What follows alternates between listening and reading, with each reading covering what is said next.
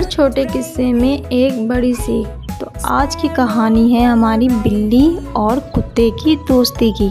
تو چلیے شروع کرتے ہیں۔ گاؤں کے کنارے میں ایک پرانا مگر پرسکون گھر تھا۔ مٹی کی دیواروں پر وقت کے نشان تھے، چھت پر گھاس اگی ہوئی تھی اور صحن میں نیم کے درخت کا سایہ ہر وقت جھولا سا جھولتا رہتا تھا۔ صبح کے وقت جب سورج کی نرم کرنیں درختوں کے پتوں سے چھن کر زمین پر بکھرتیں تو فضا میں ایک عجیب سا سکون گھل جاتا۔ پرندوں کی چہچہاہٹ، مرغ کی بانگ اور دور بہتے پانی کی مدھم سی آواز، یہ سب مل کر جیسے زندگی کو ایک پرسکون مگر سادہ اور حسین بنا رہی ہوں۔ گاؤں کی سب سے مہربان مگر نرم دل خاتون جو اسی گھر میں رہتی تھیں، اماں جان، صابر عورت، اس کے چہرے پر ہر وقت مسکراہٹ اور خوشی رہتی تھی۔ ان کے چہرے پر وقت کی جھریاں ضرور تھیں مگر ان جھریوں میں محبت کی روشنی چھپی ہوئی تھی۔ ان کا دل اتنا بڑا تھا کہ ہر جاندار کو اپنے آنگن میں جگہ دے دیتی تھیں۔ اماں جان کے دو خاص ساتھی تھے، ایک سفید چاندنی جیسی بلی جس کا نام منو تھا اور دوسرا بھورا بہادر کتا ٹامی۔ منو کی آنکھیں سبز رنگ کی مگر چمکتی ہوئی تھیں۔ اس کے بال ایسے نرم جیسے بادلوں سے بنے ہوں۔ وہ نخرے والی، نفیس مزاج اور تھوڑی مغرور تھی۔ ٹامی دوسری طرف طاقتور مگر وفادار تھا، مگر دل کا نہایت ہی نرم۔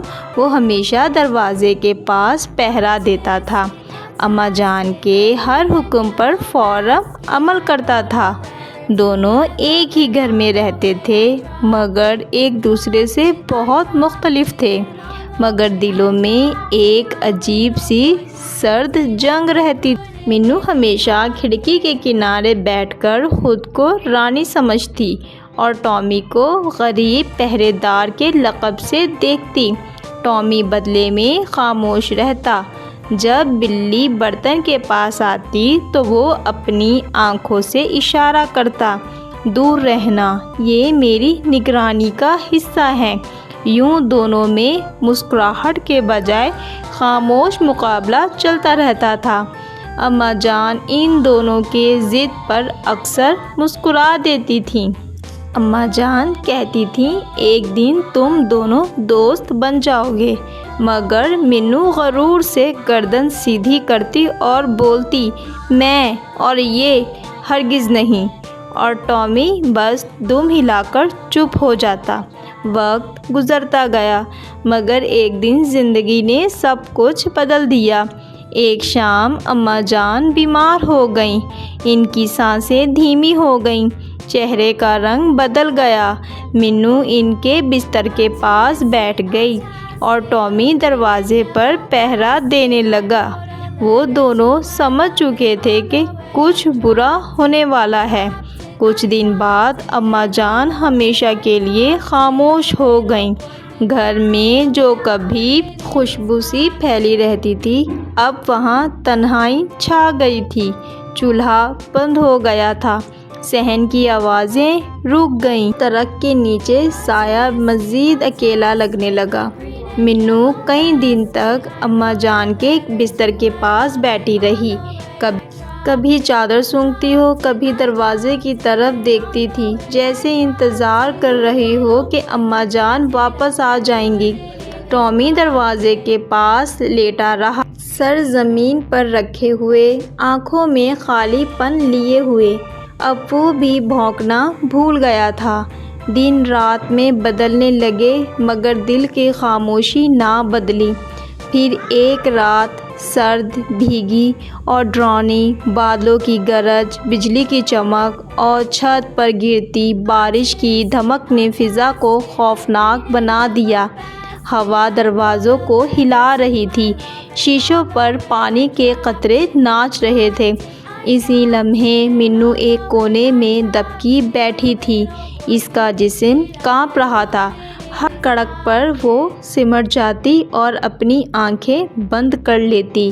ٹامی نے اس کی ہلکی سسکیاں سنی۔ وہ آہستہ سے اٹھا، بارش کے قطروں کو اپنے بالوں سے سہلاتا ہوا اندر آیا۔ کمرہ ٹھنڈا تھا اور سناٹا سا چھایا ہوا تھا۔ اس نے بلی کے قریب آ کر دم ہلا کر آہستہ سے بیٹھ گیا اور اس نے سانسیں لی۔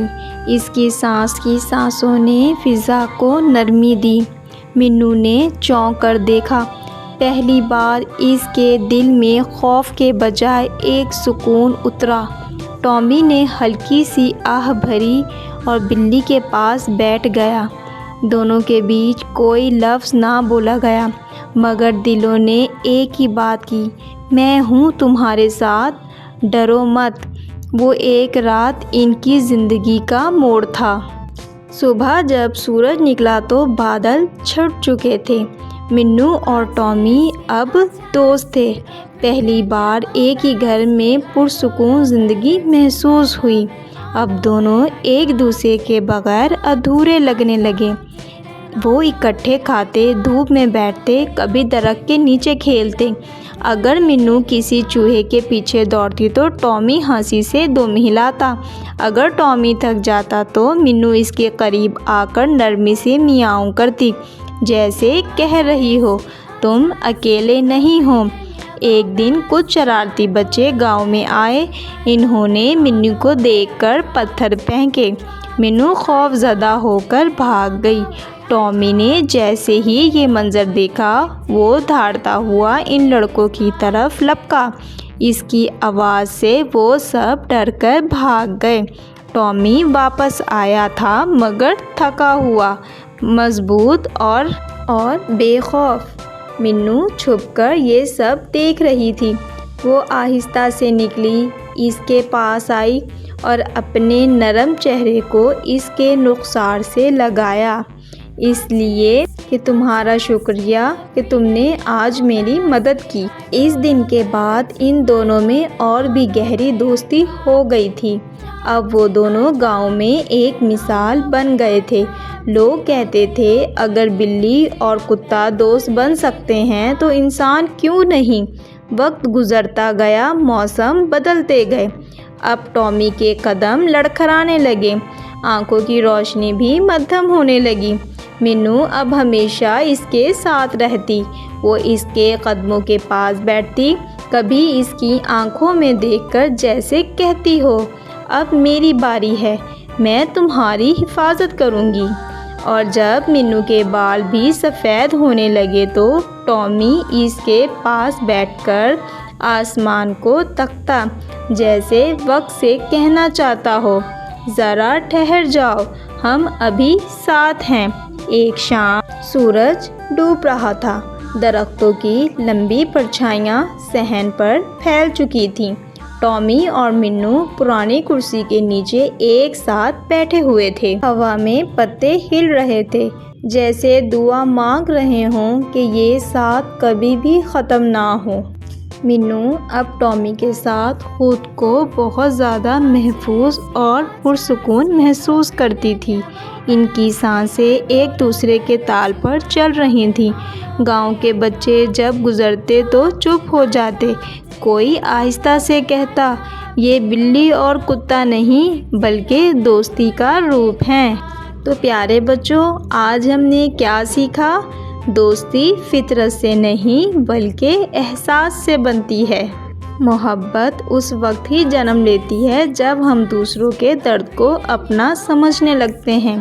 اگر بلی اور کتا نفرت چھوڑ کر ایک ساتھ رہ سکتے ہیں تو انسانوں کے لیے دوستی کیوں مشکل ہے؟